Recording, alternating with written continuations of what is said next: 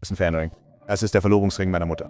Dachte, das wäre ganz schön, weil sie ja offensichtlich nicht mehr da ist, um... There is one object in the modern history of the British royal family that carries more silent weight than any crown jewel on display at the Tower of London. It is not the biggest stone in the collection. It is not the most expensive. But it is, without question, the most watched piece of jewelry in the world, because every time it appears in public, it tells the same story all over again. A mother who is no longer here, and two sons who have spent decades deciding what to do with what she left behind. This is the story of the sapphire engagement ring that once belonged to Diana, Princess of Wales, how it disappeared from view for well over a decade, how it resurfaced on the hand of a future queen, and how the quiet decisions made behind palace walls reveal far more about loyalty, memory, and family tension than any official statement ever could. To understand why this ring matters so much, you have to go back to February 1981, when a young lady, Diana Spencer, was presented with a selection of rings to choose from after accepting Prince Charles's proposal. Royal tradition at the time leaned heavily toward custom commissions, one-of-a-kind pieces designed specifically for the bride, made in secret, unveiled only once the engagement was official. Diana broke from that expectation. She chose a ring from a tray of options offered by the London jewelers Gerard, a piece that, in theory, anyone with enough money could have walked in and purchased for themselves. It was a striking oval Ceylon sapphire, roughly 12 carats, surrounded by a halo of 14 brilliant cut diamonds, set in white gold. The deep, saturated blue of the stone was reminiscent of a brooch Prince Albert had once given Queen Victoria, a detail that gave the ring a sense of inherited royal romance even before Diana ever wore it in public. At the time, some consider her choice almost defiantly modern. She wasn't waiting for a private commission. She saw something she liked, and she chose it. It was a small moment, but in hindsight, it set the tone for a woman who would spend the rest of her life making quiet, deliberate choices inside an institution that preferred predictability. For the following 16 years, that ring rarely left her hand. It was there during hospital visits where she sat beside children the world had forgotten. It was there at state dinners under chandeliers. It was there on ordinary school runs, tucked beneath gloves in the cold English mornings. It became, without anyone officially declaring it so, one of the most photographed pieces of jewelry on the planet. Then, in August 1997, Diana died in a car crash in Paris, and the ring, like so many pieces of her identity, effectively vanished from public life. It did not reappear for 13 years. In the vacuum left behind, speculation filled the silence. Who had it? Would it ever be worn again? Would it end up locked away in a vault, another artifact from a life the palace seemed eager to move past? The truth, when it eventually came out, was quieter and more human than anyone expected. Diana's will did not simply divide her jewelry piece by piece. Instead, she left a separate, non-binding letter of wishes, written the day after she signed her will, asking that her personal jewelry eventually go to her sons so that their future wives could wear it. She wrote this without knowing who those wives would be. She was, in effect, writing a letter to daughters-in-law she would never meet, hoping that whoever her sons chose to marry would one day carry a small piece of her with them.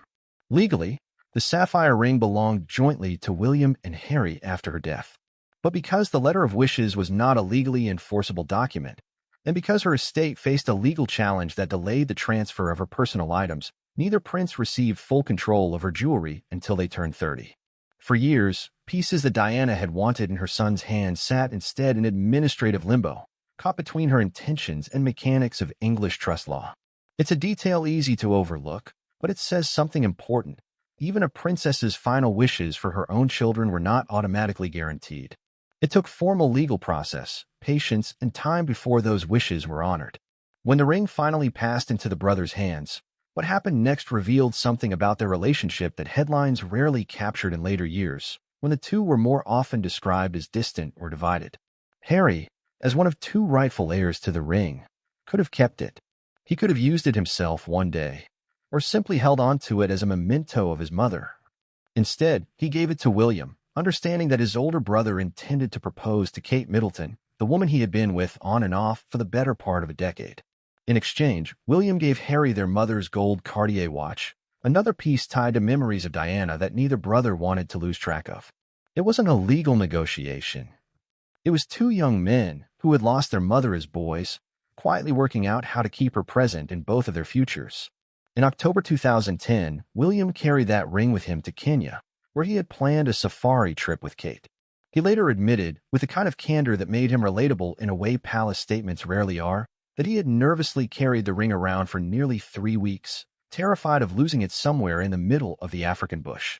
When he finally proposed, and when the engagement was announced publicly in November 2010 at St. James's Palace, Kate wore the sapphire ring for the cameras, and the recognition was instant. Anyone who remembered Diana remembered that ring. William addressed it directly in the interview that followed, saying it was his mother's engagement ring and that it was very special to him, just as Kate was special to him, and that it felt important to bring the two together to make sure his mother was part of that day and part of their future. It wasn't a grand political statement. It was a son explaining in plain and unpolished language why he wanted his mother included in the biggest moment of his life, even though she couldn't be there to see it herself.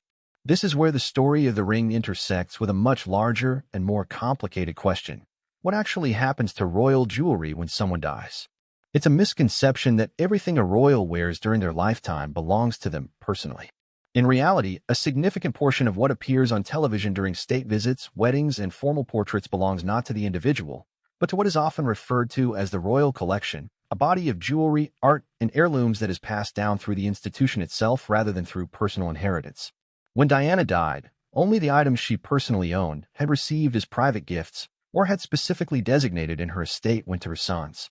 Everything else, including pieces she had worn for years at galas and formal events, returned to storage, because technically, she had only ever been wearing them on loan. One of the clearest examples of this distinction played out with a necklace the Queen Mother gave Diana on her wedding day in 1981, a diamond and emerald piece dating back to 1863, originally created for Princess Alexandra of Denmark, featuring 3 diamond feathers representing the Prince of Wales. Diana wore it to formal events throughout the 1980s and into the 1990s, most notably at a gala in Vienna in 1986 and again in Toronto in 1991, with her final photographed appearance in it coming in April 1996, just months before her death. Because the necklace was part of the royal collection rather than her personal property, it was returned to storage after her divorce from Charles was finalized, long before she died.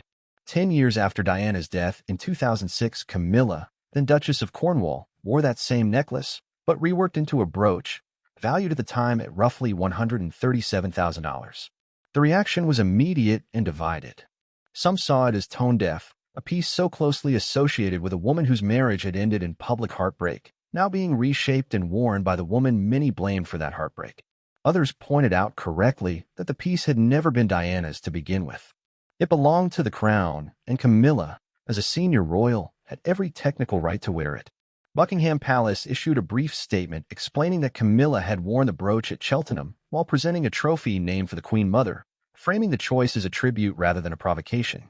The public controversy eventually faded, the way most royal controversies do, but the moment stuck with people who had watched Diana wear that same stone in a different form, at different events, in a different life.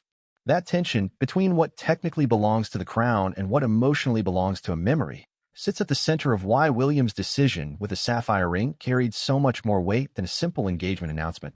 Diana's jewelry was never just a collection of valuable objects to him. He had watched her wear that ring, along with her pearl earrings and an emerald necklace, not in museum display cases, but in ordinary lived moments. The way she looked when she leaned down to hug him goodbye before school. The way certain pieces became so associated with her presence that seeing them on someone else, even someone as beloved as his own future wife, felt like a decision that needed to be made carefully and deliberately, not left to chance or bureaucracy. By choosing to give Diana's ring to Kate himself, William made sure that his mother's wishes, expressed in that unenforceable letter years earlier, were honored anyway, not because the law required it, but because he wanted to keep that promise personally. Kate seemed to understand the weight of that gesture from the beginning. Over the years since, she has worn other pieces once associated with Diana, including pearl earrings during the VE Day commemorations in May 2025, sapphire earrings that match the engagement ring, the lover's knot tiara that Diana wore throughout the 1980s, and an emerald choker that had belonged to Diana even as a teenager. None of this happened by accident.